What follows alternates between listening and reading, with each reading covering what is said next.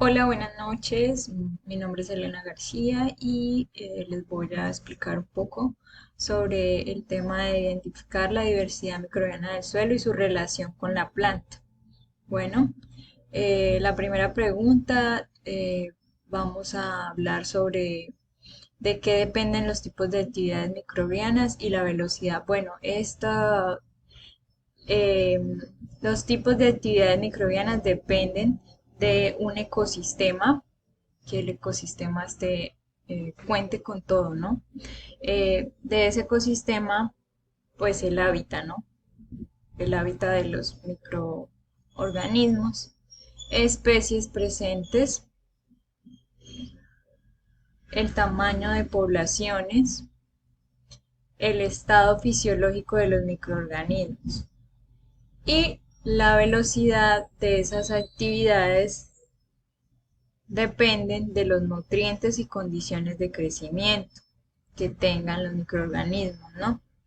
Y asimismo podemos obtener riqueza de especies, abundancia de especies.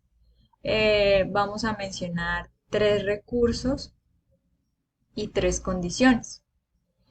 Los recursos, debemos encontrar recursos como carbono orgánico, nitrógeno orgánico, inorgánico y otros macronutrientes como el hierro, el magnesio, el cobre, el cobalto, el zinc y el níquel. Ahí repito nuevamente el cobre, ¿no? Quedó repetido, perdón, el magnesio quedó repetido. Listo, estos son los recursos que vamos a encontrar en ese tipo de actividades microbianas, ¿no?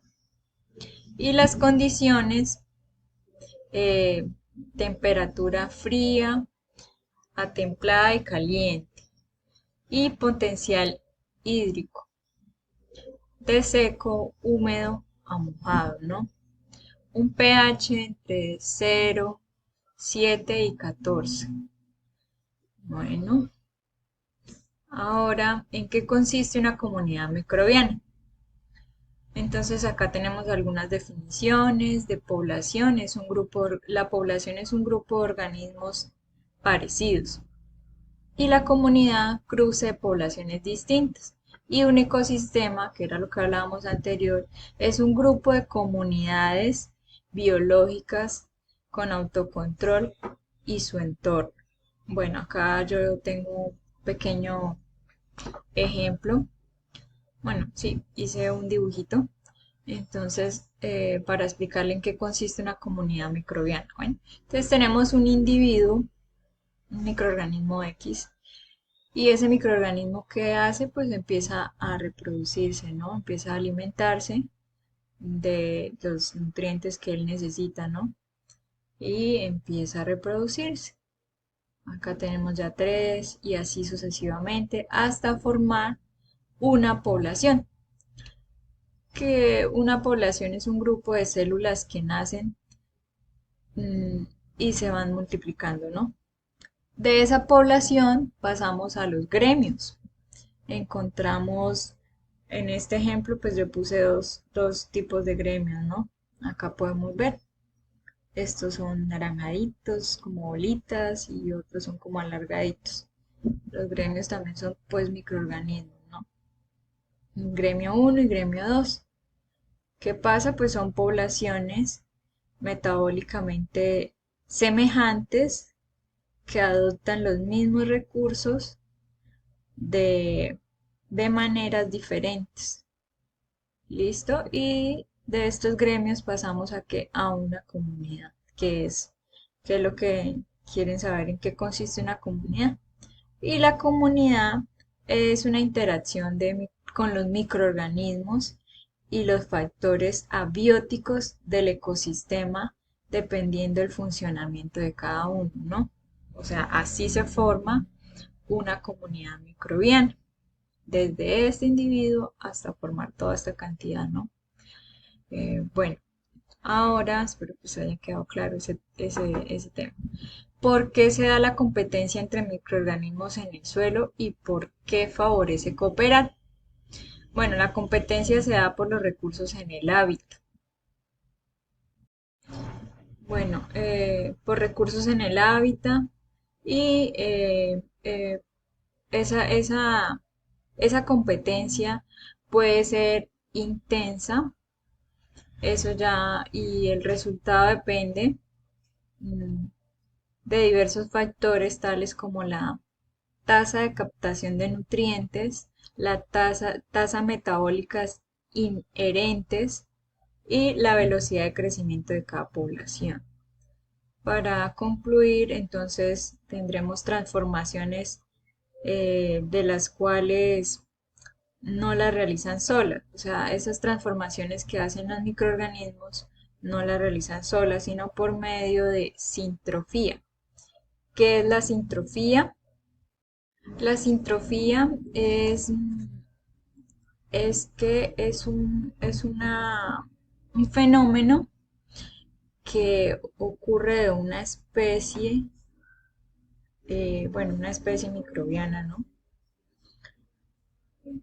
Eh, que vive de los productos de la otra especie, o sea, van ligados, no pueden estar separados prácticamente. Bueno, eso es una sintrofía. Y del resultado, la competencia también se da del resultado de ambientes favorables para su crecimiento, para el crecimiento de cada microorganismo. ¿Listo? Ahora vamos a ver la curva de crecimiento bacteriano. Eh, en esta curva encontramos cuatro fases. Está la fase latencia y está la fase exponencial, la fase estacionaria y la fase de muerte. Aquí tenemos la línea del tiempo y esta es la longitud, el número de organismos, de células viables. Bueno, entonces la fase de latencia es donde están todas las células o microorganismos que se adaptan al medio en que están. Como que se tienen que adaptar como a las temperaturas, a la ventilación, a los otros microorganismos que están también en estas condiciones, ¿no? Bueno, eso es la fase de latencia, bueno. Ahora la fase exponencial. La fase exponencial es la fase de la reproducción. Acá los microorganismos están en ese momento, en esa fase de reproducción, donde necesitan alimentarse para que su reproducción sea mucho más grande. Se reproducen por minutos, son miles de microorganismos que están naciendo, por decirlo así. Y para que eso suceda, que necesitan su sustrato o nutrientes.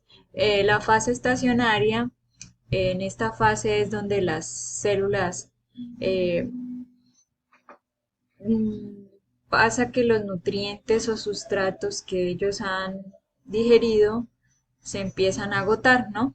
Y entonces empieza a haber escasez, pero ellos quedan ahí en esa fase quieticos, ¿sí me entiende? Y ya quedan quietos en esa fase, ¿no? Y empiezan a disminuir su crecimiento, porque ya hay mucha población y seguidamente pasan a la fase de muerte. ¿Por qué? Porque empieza a haber agotamiento de esos nutrientes, de esos sustratos.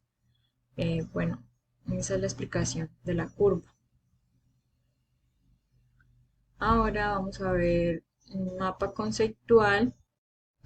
Bueno, nuestro mapa conceptual habla sobre los cuatro mecanismos por los cuales los microorganismos pueden beneficiar a las plantas y el impacto del cambio climático sobre el crecimiento de las plantas. Bueno, entonces acá encontramos que nuestros cuatro mecanismos, bueno, el cambio global, vamos a hablar del cambio global y los microbios y las plantas. Eh, Uno de los cuatro mecanismos que ellos trabajan es modificar el entorno físico. ¿Qué encontramos acá? El sistema biótico y el suelo. En el sistema biótico encontramos todos los componentes físicos y químicos no vivos del ecosistema. Y en el suelo, hongos y bacterias que mejoran la estabilidad de la agregación del suelo y aumentarán la humedad en la rizósfera. La rizósfera, pues ya sabemos que es la capita donde está capa de tierra que está entre la raíz y los microorganismos, ¿no? Esta ayuda aumenta la supervivencia de las plantas y las biomasas bajo la sequía. Las biopelículas bacterianas reduce la absorción y acumulación del arsenio en los tejidos de las plantas y mejora crecimiento en las plantas. También tenemos la germinación bajo estrés salino. Ok, vamos por nuestro siguiente mecanismo, secretar hormonas vegetales, proteínas, defensas. Son sustancias químicas que imitan las hormonas vegetales. Estas reducen cambios fisiológicos que aumentan el crecimiento bajo estrés, aumento de temperatura y sequía, reducen la producción auxina que causa esterilidad, pero la aplicación exógena que auxina revitorio el proceso. Los microbios facilitan el crecimiento de las plantas al disminuir sustancias asociadas con el estrés. También reduce la acumulación de sal controlado por endofitos bacterianos. Nuestro tercer mecanismo es modificar la genética de las plantas. Estas se desencadenan cambios fisiológicos. El aumento de plantas que producen oxígeno en arroz. Las bacterias del suelo también pueden alterar la expresión genética para mejorar las respuestas de las plantas al estrés salino. En nuestro cuarto mecanismo, promover el acceso de las plantas a los nutrientes. Los microorganismos minimizan el efecto negativo del cambio global, aumentan efectos positivos del oxígeno de ellas, ¿no? Todos estos cambios hacen que las plantas, por medio de los microorganismos o bacterias, se adapten a nuevas condiciones climáticas. Bueno, muchas gracias. Espero que haya quedado pues claro el tema. Y aquí aparecen mis referencias bibliográficas. Muchas gracias.